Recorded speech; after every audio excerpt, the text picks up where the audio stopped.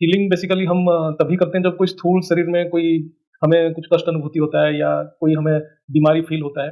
लेकिन स्थूल शरीर में कोई चीज़ आने से पहले वो सूक्ष्म में रहता है, कारण शरीर में रहता है।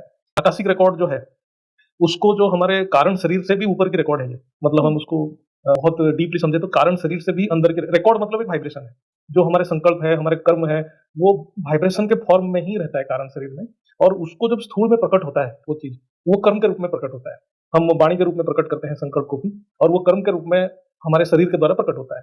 तो जब भी वो शरीर में प्रकट होता है, उसका रूप बीमारी के रूप में भी आता है, सुख के रूप में भी आता है।